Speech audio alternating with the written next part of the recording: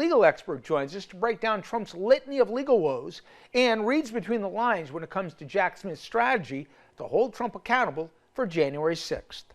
Jim, so many issues to take up. The biggest breaking news is probably that the special counselor is running to the U.S. Supreme Court and wants to find out once and for all, does Trump have any legitimate claim to presidential immunity? Do I understand this correctly, counselor? You got it just right, exactly. The special counsel, Jack Smith, is looking at his calendar, as we all should be doing, and identifying this March date that Tanya Chutkan, the judge, has set for the trial.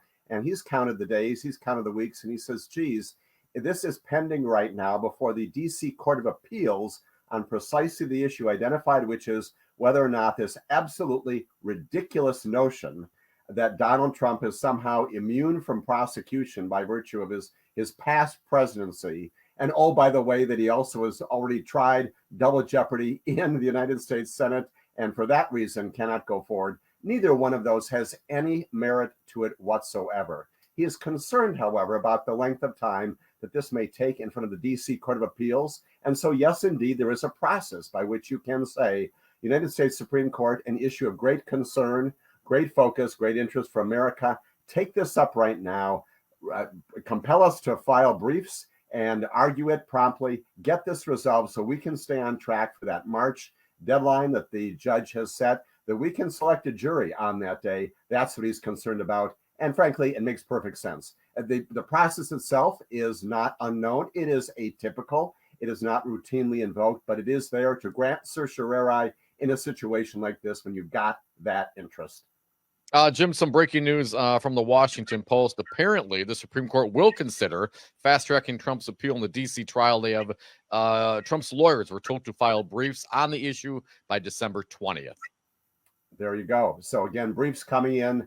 You know, we do have a Supreme Court, you recall, about 23 years ago that can handle things very quickly. It happened to be the election of 2000 when virtually every other day they were issuing opinions, ultimately Bush versus Gore. They can act as quickly as any other court in the land can do. Admittedly, it takes 9 of them to sit down and talk through things. This should be handled expeditiously. That's what Jack Smith wants. And again, get this back to the district court, get Tanya Chutkan to handle all the pretrial matters, other things that she has got to take care of, including not a small thing like jury selection, getting a big pool of jurors in there to begin that process in March.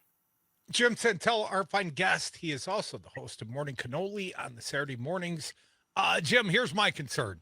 6-3 conservative court, and I know Alito's chomping at the bit. I know Thomas is probably willing to sell his soul for this issue.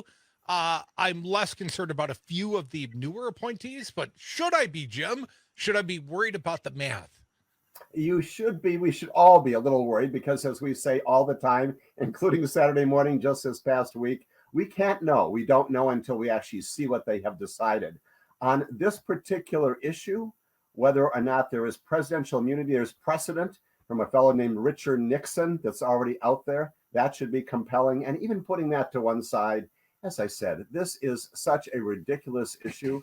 The notion that somehow a president, by virtue of his presidency, now past, is subject to current prosecution for the things that he has done in that past period.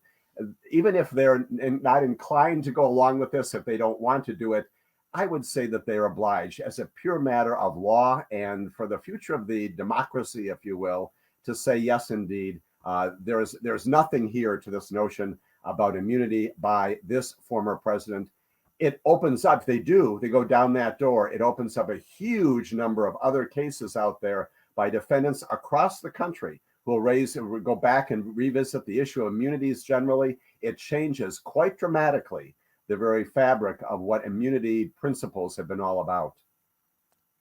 Folks, you're listening to the Devil's Advocate Radio Show. We got a fine guest, James Santel, former U.S. attorney, friend of ours. Trump was supposed to be given testimony in his own defense in the fraud trial, New York, the civil trial. And apparently he discovered the fact that he lies copiously might be a perjury trap for him if he had to go give testimony to the validity of his prior statements. Well, Jim, it may not play out well in a court of law. So somehow he's blaming it on the gag order. This no shocker, Trump not giving testimony today.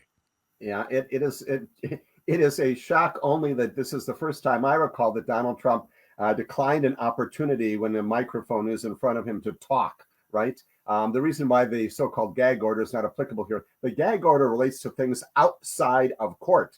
And we hope now that those things are being affirmed, that he understands that. When you are in court and you're under oath, you're required to tell the truth, and that's his problem. I think this may also be a landmark day in American history, at least for Donald Trump, because it might be the first time in our recent recollection that he might have actually followed the advice of his attorneys to be quiet and not to talk further, especially since when he was on the stand previously, recall that Letitia James called him in her case in chief. Two big things happened. The media focused a lot upon the sparring between him and Judge Engeron. That was a lot of fun. That was a lot of craziness in the courtroom back and forth. But the other thing that kind of got a second heading in the newspapers was that testimony did not go well for him. This was not a compelling presentation before. You want to go back and get beaten up again by the prosecution? Not so much. And so this is, frankly, perhaps one of the few wise things that Donald Trump has done to stay off the stand